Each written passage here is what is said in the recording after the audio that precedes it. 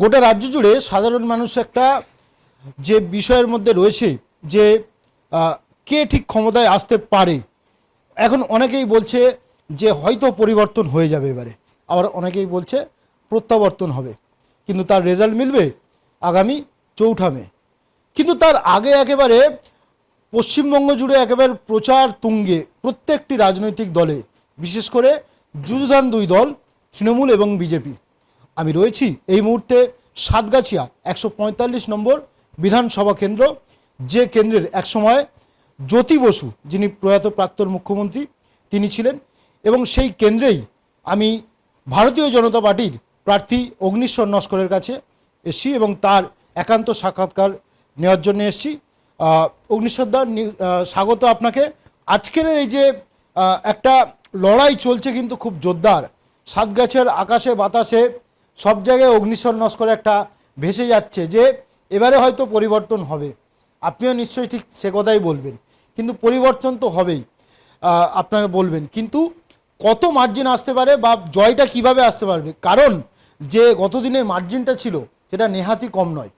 কিভাবে সেই রাস্তা আসবে বা প্রচারে কি বুঝছে? প্রথমেই জানাই আপনাদের চ্যানেলকে স্বাগত, ধন্যবাদ। জয় আমাদের সুনিশ্চিত এই কারণে যে মানুষ ভোটটা দিতে পারবে, সেটা ইলেকশন কমিশনের উপর পুরো ভরসা আছে যে ভোটটা তিনি ঠিকমতো করাবেন। প্রশাসন সক্রিয় আছে, মানুষ নিজের ভোটটা নিজে দিতে পারবে এবং নিজের ভোটটা যদি নিজে দিতে পারে, গত 21-এ আমরা ক্ষমতায় এসে গেছিলাম, কিন্তু তখন তো ওরা ভোটটা ঠিকমতো করতে দেয়নি, অনেক ছাপ্পা রিগিং এসব করে করে ওরা তো করে নিয়েছিল। এবারে ভোটটা হবে, আশা রাখছি পুরোপুরি আমরা জয় নিশ্চিত, সুনিশ্চিত। 50,000-এর উপরেও মার্জিন আমার হয়ে যেতে পারে সাতগাছিয়া বিধানসভার ক্ষেত্রে। দাদা, প্রত্যেকটি এলাকায় ঘুরছেন আপনি, একেবারে আরবোরানপুর থেকে গোবিন্দপুর, কালীচরণপুর, পঞ্চানন, এদিকে বাঁকড়াহাট, পাথরবেড়িয়া, ওদিকে নস্করপুর এবং ওদিকে বুড়ুল, সর্বত্রে আপনি চষে বেড়াচ্ছেন। মানুষের রিয়াকশন কি পাচ্ছে? দেখুন, জাতি ধর্ম নির্বিশেষে প্রত্যেকটা মানুষই, কি হিন্দু হোক, মুসলিম হোক, জৈন হোক, যাই হোক, মানুষের বক্তব্য হচ্ছে যে আমরা পরিবর্তন চাই, পরিবর্তন চাই। পরিবর্তন করতে গেলে এখন আমাদের বিজেপি সরকার আসা ভালো, কেন 34 বছর বাম আমল ছিল, 15 বছর তৃণমূল রাজত্ব করলো। এবার আমরা একটা নতুন কিছু স্বপ্ন দেখতে চাইছি, বিজেপি আসুক। বিজেপি না কাজ করতে পারলে তখন আমরা চিন্তা করব পরে। এটা মানুষের একটা আবেগ আছে। মানুষের কিন্তু ব্যাপক প্রত্যাশা আছে। মানুষ কিন্তু আপনাকে অনেক জায়গায় দুহাত ভরে আশীর্বাদ করছে, তারা কিন্তু প্রত্যাশাও রেখেছে যে না, অগ্নিশ্বর নস্কর যদি জেতে আমরা কিন্তু একটা ভবিষ্যতে একটা আশার আলো দেখতে পাবো, একটা ভবিষ্যতে অত্যাচারের হাত থেকে বাঁচবো, বা ভবিষ্যতে আমরা এই জিনিসটা সুলভে পাবো অগ্নিশ্বরদার হাত ধরে। সেই প্রত্যাশা কতটা পূরণ করতে পারবেন বলে আপনি? দেখুন, প্রথমে যেটা, মানুষ যদি আমাদের দুহাত ভরে আশীর্বাদ করে, যদি আমরা বিজেপি সরকার গঠন করতে পারি এবং সাতগাছা যদি আমরা পুরোপুরি ভরসা আস্থা রেখেছি যে মানুষ আমাদের জয়ের দিকে সুনিশ্চিত করছে। সুনিশ্চিত করার পর আমরা প্রথমে মায়েদের বা মহিলাদের সুরক্ষা দেব, তাদের যেন অসুবিধা না হয়, যে এত অত্যাচার অনাচার যেভাবে মহিলাদের উপর হয়েছে সেটা দ্বিতীয় আর্যিকর হতে আমরা দেব না, এটা আমাদের পুরোপুরি একটা ভরসা। আর দ্বিতীয়ত, বেকার ছেলেদের যেটা সমস্যা, চাকরি, আমরা বহু ইন্ডাস্ট্রি কলকারখানা আনবো যাতে বেকার সমস্যাটা মেটে, এটা একটা করব। এটা আমাদের সাতগাছিয়া হোক, সারা পশ্চিমবাংলা জুড়ে হোক, এটা দরকার, আর নাহলে বেকার সমস্যা মিটবে না। আর তৃতীয়ত, স্বাস্থ্য ব্যবস্থা যেটা ভেঙে গেছে, আমরা উন্নত মেশিন বিভিন্ন স্বাস্থ্য দপ্তরে আমরা দেব, যাতে ট্রিটমেন্টটা এখানে লোকালি পেয়ে যায়। যেতে যেতে বিদ্যাসাগরে যেতে যেতে রুগী মরে গেল রাস্তার মাঝখানে, বহু ঘটেছে এগুলো, সেটা আমরা ঘটতে দেব না, চেষ্টা করব যাতে মানুষের পাশে সবসময় দাঁড়ানো যায়। দাদা, একটা বিষয় আপনি যেটা আমি দেখলাম সোশ্যাল সাইটে আপনার একটা বিষয় রয়েছে, যেখানে বাঁকড়াহাটে পর্যন্ত একটা রেলের মানে হচ্ছে একটা সম্প্রসারণ, সেটা কতটা বাস্তব? তো এটা কেন্দ্র সরকারের প্রকল্প, এরকম প্রকল্প অনেক আছে আমাদের পশ্চিমবাংলায়, বাগেরহাটেও একটা আছে, সেটা আমরা করব। সেটা আমরা মোদিজিকে জানাবো যে এখানে আমাদের রেলের একটা ব্যবস্থা দরকার, রেল লাইনের দাবি তুলে ধরবো, যাতে যাতায়াত ব্যবস্থাটা মানুষের লাঘব হয়। দাদা, একেবারে যে নির্বাচন একেবারে দোরগোড়ায় 23 তারিখে প্রথম দফা রয়েছে এবং 29 তারিখে দ্বিতীয় দফায় রয়েছে। সেই জায়গা থেকে মানে সার্বিক, শুধু সার্বিক না, সার্বিক যে রেজাল্টটা, মানুষ অনেকেই পরিবর্তন চাইছে, আবার অনেকেই বলছে প্রত্যাবর্তন হবে। পরিবর্তন যদি হয়, কত আসন নিয়ে সরকারে আসতে পারে বিজেপি, আপনি আপনার ব্যক্তিগতভাবে? 200-র ওপরে সিট পাবো আমরা, 200-র ওপরে আমরা সিট পাবো। কল্পনা করতে পারবে না, তৃণমূল কল্পনা করতে পারবে না যে মানুষ ভিতর ভিতরে কত জ্বালা যন্ত্রণায় আছে, বুকের ভেতরে কিভাবে আগুন জ্বলছে, সেটা কিন্তু তৃণমূল বুঝতে পারছে না। আমরা 200-র ওপরে সিট পাবো। আপনার কেন্দ্র সরকারে বলেছিলেন ক্ষমতা এলে 15 লক্ষ টাকা প্রত্যেকের অ্যাকাউন্টে ঢুকবে, এবং আপনারা কোনো রকম লক্ষ্মীর ভাণ্ডার এখনো পর্যন্ত কিছুই দেননি, কোনো প্রকল্পে। শুধু মানুষ আপনাদের ভোট দেবে কেন, এমনটাই বলছে তো। দেখুন, একটা সিস্টেম আছে প্রত্যেকটা জিনিসের। রাজ্য সরকার যখন ক্ষমতায় থাকে, তার একটা বাঁধাবিধির মধ্যে একটা নিয়ম থাকে। কেন্দ্রের প্রকল্পগুলো যখন রাজ্য সরকারকে দেওয়া হলো, তারা ডিএম এর মাধ্যমে সমস্ত কাজগুলোকে আটকে দিল। যেমন আমাদের স্বাস্থ্যসাথী কার্ড, যেটা আয়ুষ্মান ভারত, সেটা পুরোপুরি আটকে দিল। এবং ক্ষুদ্র কুটির শিল্পের জন্য যে লোন, সেটাও আটকে দিল। যেমন আমাদের বিশ্বকর্মা যোজনার বহু প্রকল্প আছে, সেটাও আটকে দিল। বিভিন্ন প্রকল্প রাজ্য সরকারের মাধ্যমেই হয়, নিয়ম হচ্ছে পঞ্চায়েতের মাধ্যমে হয়। যেহেতু আমাদের পঞ্চায়েতগুলো জোর করে ওরা কেড়ে নিয়েছে, আমাদেরই সেটা কেড়ে নিয়েছে, তার মাধ্যম দিয়ে যাবে, এটা তো ব্যক্তিগত কারোর ব্যাপার না। সেই জন্য আমাদের কাজে একটু অসুবিধা হচ্ছে। আগামী দিন সেটা পুরোপুরি হয়ে যাবে। একটা বিষয় যেখানে উঠে আসছে, মানে ভারতীয় জনতা পার্টি যে একটা, যে সংখ্যালঘুদের ভোট খুব একটা পায় না। এবারে যেটা কানাঘুষো শোনা যাচ্ছে যে, বা দেখেওছি আপনার আশেপাশে একদম সংখ্যালঘুরা ভর্তি থাকছে। সংখ্যালঘুদের ভোট কতটা পাবেন বলে প্রত্যাশা?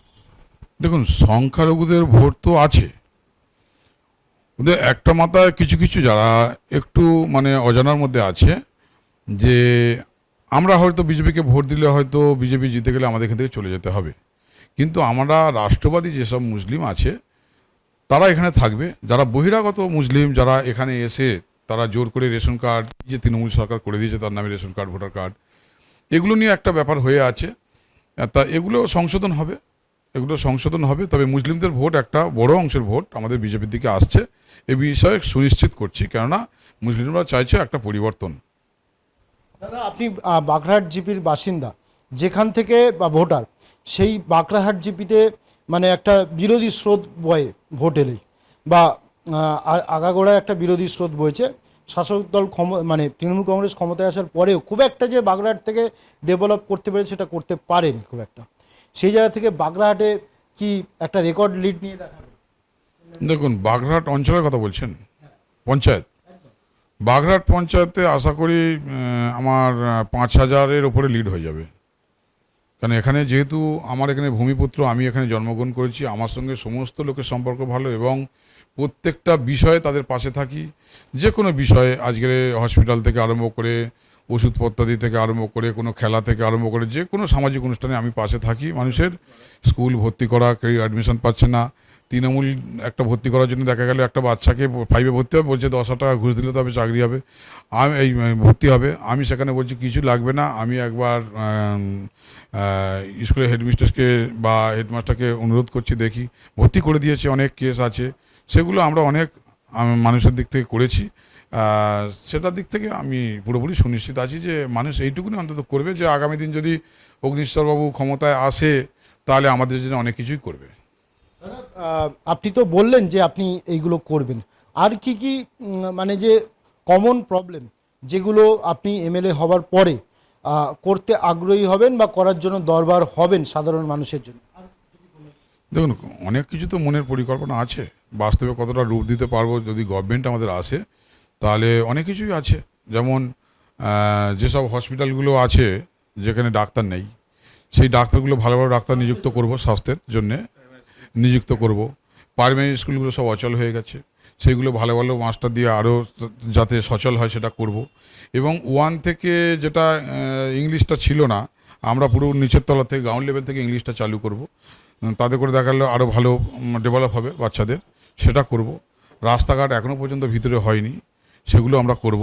অনেকের ঘরবাড়ি দেওয়া হয়নি, ঘরের টাকা সব খেয়ে বসে আছে, কেন্দ্রের টাকা, অথচ একই লোকের নামে তৃণমূলেরা 2টো ঘর দিয়েছে, অথচ অরিজিনাল যারা ঘর পাবে তারা পায়নি, গরিব লোক। তারা পায়নি, তাদের ঘরগুলোকে আমরা করব, এগুলো সব আমরা করব। এবং মা বোনেদের বিশেষ করে ইজ্জত রক্ষার্থে আমাদের এই লড়াই। দাদা, একটা কমন বিষয় যেটা বাম আমল বলুন আর এখন তৃণমূল বলুন, যেখানে আমতলা যানজটে নাকাল সাধারণ মানুষ, ফুটপাতে হকারদের বসিয়ে দেওয়া হয়েছে, রাস্তা ন্যারো হয়ে গেছে, রাস্তার সম্প্রসারণ হলেও সেই রাস্তার ওপরেই বসে পড়ছে আপনি দেখছেন, এবং বাঁকড়াহাটেও ঠিক একই সমস্যা রয়েছে।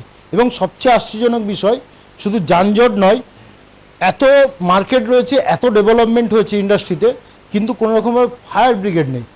এইগুলোর কোনো দেখুন, ফায়ার ব্রিগেড তো এনি টাইম করা যায়। গভর্নমেন্ট ক্ষমতায় আমরা যখন আসবো প্রথমেই ফায়ার ব্রিগেড একটা করবো, সেটা সুনিশ্চিত করছি। ফায়ার ব্রিগেড দরকার এত বড় এলাকায়।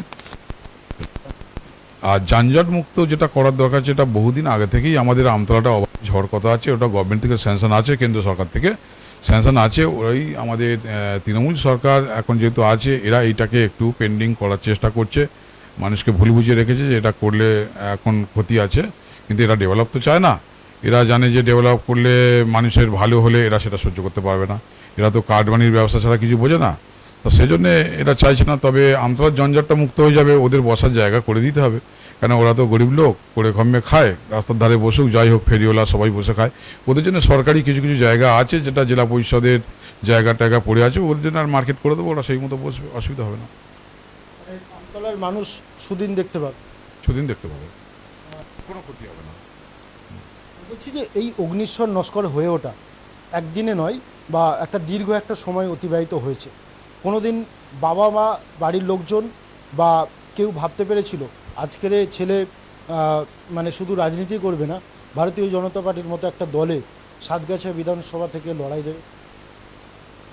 না, দেখুন, রাজনীতির মাধ্যম দিয়ে তো মানুষের বেশি উপকার করা যায়।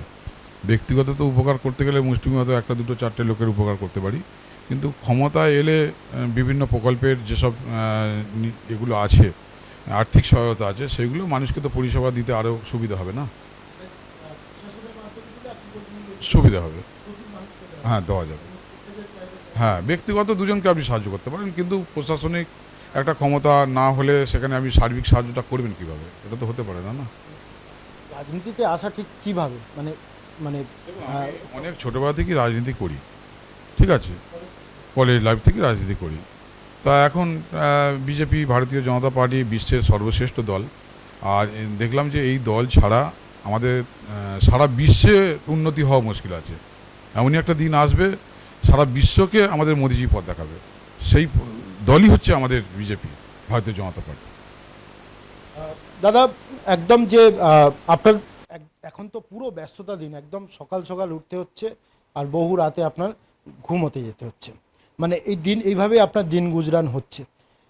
মানে কিভাবে চলেন এমনি নর্মালি, কিভাবে দিনটা শুরু হয়, কিভাবে চলে চলে? দেখুন, আমি অনেক ভোরের বেলা উঠি, 4:30টায় উঠি। যতই রাতে শুয়ে পড়ি না কেন, আমি 4:30টার সময় উঠি। তা উঠে আমার একটু কিছু করণীয় আছে।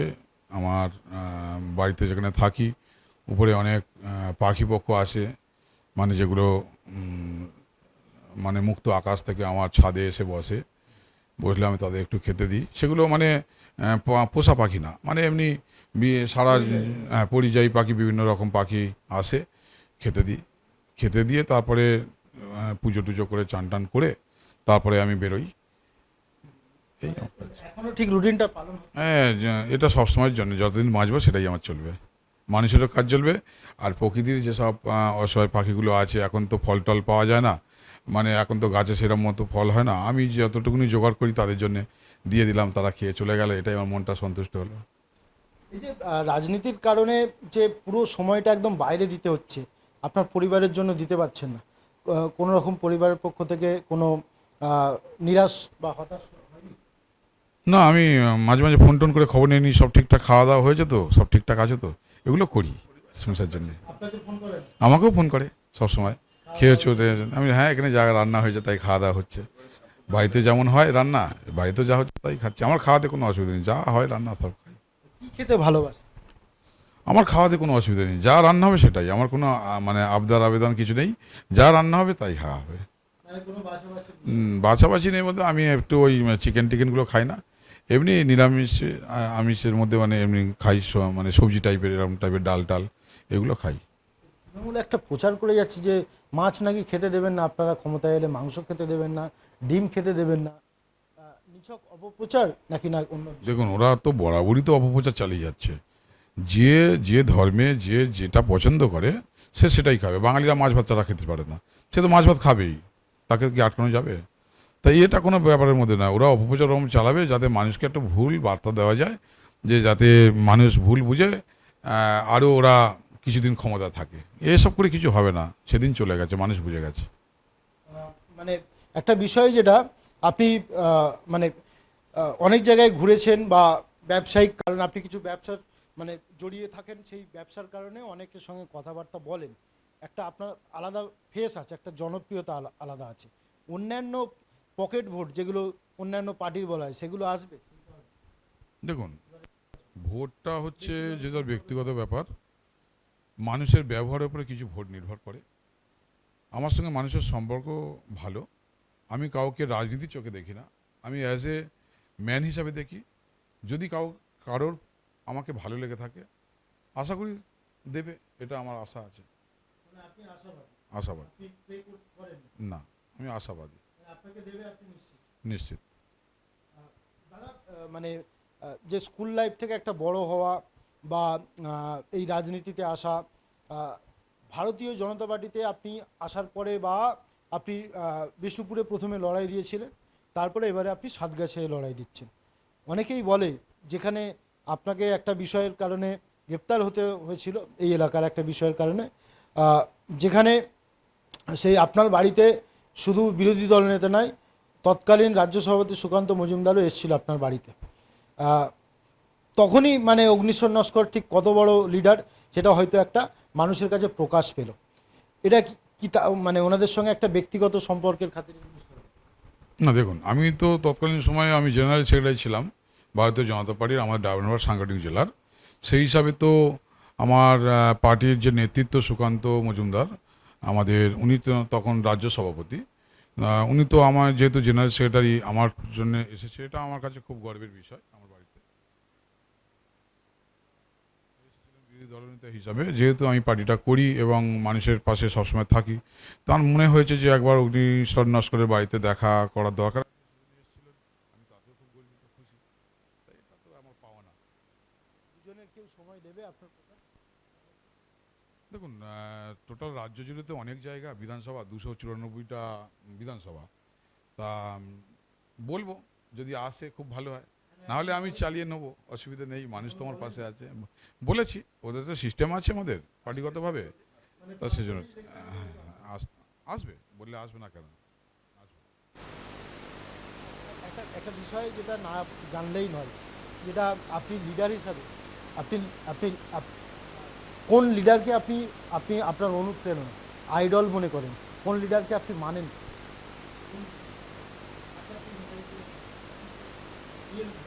দেখুন, রিয়েল লিডার হিসাবে বলতে গেলে যদি ভারতবর্ষের ইতিহাস এই মুহূর্তে দাঁড়িয়ে দেখি, মোদিজির উপরে বেস করে কিন্তু টোটাল আমাদের এই পার্টিটা একটা বড় জায়গায় পৌঁছে গেছে। কেউ কম নয়, মানে সবাই বড় বড়, মানে বিশ্ব নেতা, আমাদের ভারতবর্ষের বড় নেতৃত্বস্থানীয়, কেউ কম নয়, কিন্তু প্রত্যেকের মধ্যেই বড় কিছু আছে, সেই জন্যই তাদের মধ্যে একটা প্রতিচ্ছবি আমি দেখতে পাচ্ছি। কিন্তু আমার কাছে নরেন্দ্র মোদীজি সবার উপরে আছেন। আর যদি পশ্চিমবঙ্গের কথা বলেন তাহলে শুভেন্দু অধিকারী বিরোধী দলনেতা, আমি ওনাকেই সবচেয়ে বেশি আমার মন থেকে খুব পছন্দ। এবং ভাই বলে বুকে না, সেটার জন্য না, ওনার নীতি আদর্শটা সম্পূর্ণ একটু আমার পছন্দ হয়, যে মানুষের জন্য উনি করার চেষ্টা করে অনেক কিছু, সর্বদিক থেকে উনি বোঝেন ব্যাপারগুলো সব, এটা আমি দেখেছি। যেখানে মানে একদম অনলাইনে জিজ্ঞেস করবো, মানে এক লাইনে উত্তর চাই, মমতা ব্যানার্জি। দেখুন, মমতা ব্যানার্জি মুখ্যমন্ত্রী, আমি ওনার নামে কিছু বলবো না, তবে ওনার যে সাঙ্গপাঙ্গ, ওনারা ঠিক জায়গায় নেই, আর তার ফলে ওনার মাথাও এখন ঠিক নেই। অটোমেটিক্যালি একটা সমস্ত যদি একটা বাড়ির গার্জেন তার ছেলেপুলেরা যদি অন্যরকম হয়ে যায় তার গার্জেনেরও মাথা ঘুরিয়ে যাবে, অটোমেটিক ওনার আর মাথা কাজ করছে না। অভিষেক ব্যানার্জি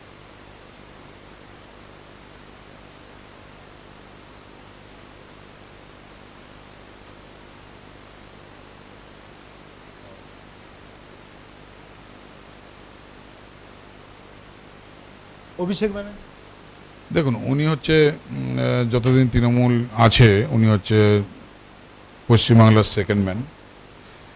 তা ওনার নেতৃত্বে এখন টোটালটা চলছে পার্টিটা, মমতাদির এগেনস্টে এটা চলছে না। তা উনি ওনার মতো রাজনীতি করেন, ওনার নীতি আদর্শ আমার পছন্দ না। বাম নেতা বিমান দেখুন, আমি ওই অনেক বয়স হয়ে গেছে, লোক হিসাবে খারাপ না, ভালো লোক, মানে নিজের জীবনযাপন যাত্রা সম্পূর্ণ আলাদা, কারোর সঙ্গে মিল হবে না। ওনার কিছু পাওয়া বা চাওয়ার রাজনীতি ওনারা করেন না, কিন্তু এটা ঠিক ওনারা ওই সামনে যে প্রজন্ম এদের যে একটা বড় জায়গায় পৌঁছে দিতে হবে সেইটা ওনাদের মধ্যে নেই। অধীর চৌধুরী অধীর চৌধুরী খারাপ না, লোক হিসাবে ভালো লোক, ভালো লাগে। নরেন্দ্র মোদী দেখুন, উনি তো আমাদের সারা ভারতবর্ষের প্রধানমন্ত্রী। দেখুন, আমাদের মহাভারতে একটা কথা আছে যে নররূপে আমি রাজা, তাহলে উনি হচ্ছে নররূপে উনি রাজা হয়ে বসে আছেন আমাদের মানে প্রধানমন্ত্রী। তা ওনার মধ্যে ভগবান কিন্তু এই মুহূর্তে ওপরওয়ালা বলে যদি কোনো জিনিস থাকে ওনার মধ্যে কিন্তু বিরাজমান। ওনার মুখের কথা যা বলবে সেটাই হয় এবং হবে, কিন্তু উনি সেইভাবেই পরিচালনা করছে যাতে মানুষকে সমস্ত দিক থেকে সাহায্য করা যায়, মানুষ যাতে ভালো থাকে, সমস্ত দিক থেকে সুবিধা পায়, সেই জন্য উনি যথেষ্ট চেষ্টা করছেন। শ্রমিক ভট্টাচার্য শুনেছ তো, খুব ভালো জেন্টলম্যান, খুব ভালো লোক, ভালো বক্তা এবং মানুষের জন্যে করার চেষ্টা করছে। আমাদের রাজ্য সভাপতি উনি, ওনার নেতৃত্বে টোটাল এই ইলেকশনটা মানে কি বলবো হচ্ছে, আমাদের যে পার্টিকে উজ্জীবিত করছেন উনি কিন্তু মেন একটা আমাদের বক্তা। নতুন দল করে হুমায়ুন দেখুন, এগুলো আমি এদের মনে করি না এসব। ও একবার করে আসে, ঠিক আছে, আর একবার করে চলে যায়। ও মানে সাইক্লোন একবার করে এলো, আবার সাইক্লোন ঝড় চলে গেল, ও পার্টিটাই থাকবে না, উঠে যাবে কদিনের মধ্যে। এগুলো আপনার বিরুদ্ধে যারা প্রার্থী হয়েছে গৌতম পাল তাকে কি বলবেন? দেখুন, গৌতম দা ম্যান হিসেবে খারাপ না, ওরা করে পার্টি সব সারাক্ষণ করে, যেটুকুনি পারে সেটুকুনি করে। এখন কি বলবো, উনি ওনার মতো করছে, আমরা আমাদের নীতি নিয়ে লড়ছি, উনি ওনার নীতি নিয়ে লড়ছে। না না, রাজনীতির ময়দানে তো সব যে যার আলাদা না, কেউ কারোর সঙ্গে কোনো কথা নয়। দেখা হলে ভালো আছেন, ভালো আছি, এইটুকুনি আছে। না, আর আপনার হচ্ছে কংগ্রেসের যিনি দাঁড়িয়েছেন প্রার্থী হয়েছে তারা। সত্যি কথা আমার নামটা মনে নেই। কংগ্রেস তো পুরো সেই দূরবীন দিয়ে দেখতে হবে, আমার সত্যি কথা মনে নেই, কি একটা নাম আমার মনে নেই সত্যি কথা। তৃণমূল প্রার্থী আমি তো বুঝতেই পারছি না যে তৃণমূল প্রার্থীটা কি এখন হয়েছে। কে বলছে বেতাল দাঁড়িয়েছে, কে বলছে ওনার ওয়াইফ দাঁড়িয়েছে, এখন আমি তো বুঝতে পারছি না। ওরা স্বামী স্ত্রী মিলেই দাঁড়িয়েছে, দুজনে মিলে, সেটা আমি বুঝতেই পারছি না। এখন মানে বাজারে ঘুরছি, বলছে বেতাল দাঁড়িয়েছে, নবকুমার বেতাল, আবার কিছু কিছু জায়গায় বলছে যে সমাসী বেতাল দাঁড়িয়েছে। কি জানি ভোটটা দিয়ে ওদের দুজনের মধ্যে ডিভাইড হবে, সেটাও আমার চিন্তার বিষয় আছে। একদম শেষ দিকে আমরা চলে এসেছি আজকের মানে এই যে সাতগাছিয়া আপনি ডেভেলপমেন্ট করবেন, যাবতীয় যা কাজ করবেন সবটাই আপনি বললেন। এই সাতগাছিয়ায় মানে একটা সময় সিপিএমের অত্যাচার থেকে মানুষ পরিত্রাণ পেতে তৃণমূলকে জিতিয়ে এনেছে। সেই তখনও অবধি মানে বাম সরকার চলছে, তখন সোনালী গুহ এমএলএ ছিলেন এবং পরবর্তীকালে আপনার এখানে লোকজন হয়েছে। এবং এই মানে সাতগাছিয়ায় পদ্মফুলকে মানে ফোটানো একটা যে চ্যালেঞ্জ, সেই চ্যালেঞ্জে আপনার হচ্ছে মানে এই সাতগাছিয়ায় যে আবারও নতুন কি স্বাদ পাবে মানুষ পেলে আপনি যে হাসপাতাল গড়বেন বা স্বাস্থ্য শিক্ষা যাবতীয় যা বিষয় দেখবেন বলেছেন, মানুষের কিন্তু মৌলিক চাহিদা থাকবে যে আর যেন অত্যাচারিত না হতে হয়, আর যেন মানুষ যেন মানে ভালো থাকে, অন্তত সুস্থ থাকে। সেটা কি মানুষ আশা রাখতে পারে? মানুষ আশা রাখছে বলেই তো আজকের আমাদের সবাই বলছে যে বাঁচতে গেলে বিজেপি চাই, এটাই তো মানুষের কাছে একটা বার্তা। তা সেটা তো মানুষ পুরোপুরি একটা ভরসার মধ্যে আছে যে এবার আমরা একটু পাল্টানো দরকার, সেটাই মানুষ বলছে যে একবার পাল্টানো দরকার। মানুষ আস্থা রেখেছে বিজেপির উপর। একদম একদম মানে নিউজ ওয়াচের দর্শকদের জন্য বা দর্শকরা সাতগাছিয়ার যে জনতা জনার্দন তাদেরকে আপনি এই আমাদের ক্যামেরার মাধ্যমে কিভাবে আপনি আপনার ভোট প্রার্থনা করবেন? দেখুন, ভোট প্রার্থনা বলতে গেলে মানুষকে তো বলেছি যে ভোট এবার হবে। প্রশাসন, কমিশনার যেভাবে উদ্যোগ নিয়েছেন যে ভোটটা করাবার জন্যে, আপনাদের ভয় পাওয়ার কোনো ব্যাপার নয়। যে যার ভোট সে যার দেবেন, কোনো অসুবিধা হবে না আপনাদের। যদি কোনো অসুবিধা হয় প্রশাসনকে জানালে সঙ্গে সঙ্গে তৎক্ষণাৎ ব্যবস্থা করবে, এই আশা আমরা রাখছি। এবং সকলের আশীর্বাদ আমি চাইছি যে ভারতীয় জনতা পার্টি পশ্চিমবাংলায় একবার আসুক। ডবল ইঞ্জিন সরকার আমাদের দরকার। কেন্দ্র সরকার আর রাজ্য সরকার যদি একত্র মিলিতভাবে কাজ হয় তাহলে বহু কাজ হবে। এটা মানুষের কাছে বার্তা পৌঁছে দিয়েছি এবং সেটা মানুষের কাছে আমি আশাও রাখছি। সুতরাং আমরা কথা বললাম সাতগাছি বিধানসভা কেন্দ্র 145 নম্বর সেই বিধানসভা কেন্দ্রের ভারতীয় জনতা পার্টির প্রার্থী অগ্নিশ্বর নস্করের সঙ্গে। জেতার বিষয়ে 100% আত্মবিশ্বাসী, পাশাপাশি তিনি জিতলে যে যে কাজগুলো করবেন একেবারে জনমুখী কাজ, সেই কাজগুলো নিয়ে ইতিমধ্যেই তার প্ল্যান রয়েছে এবং রেল সংযোজন করবেন তার বিধানসভা কেন্দ্র এলাকায়, সেটাও তিনি একটা প্রত্যয়ী রয়েছেন। এবং আগামী দিনে একটা সোনার বাংলা গড়ার পাশাপাশি সোনার সাতগাছিয়া গড়ারও তার পরিকল্পনা কাজ করছে এবং অবশ্যই সরকারে তৃণমূলকে পরাস্ত করে বিজেপি আসতে চলেছে সে বিষয়েও 100% নিশ্চিত হলেন। নিউজ ওয়াচের পক্ষ থেকে সকলকে ধন্যবাদ। একটা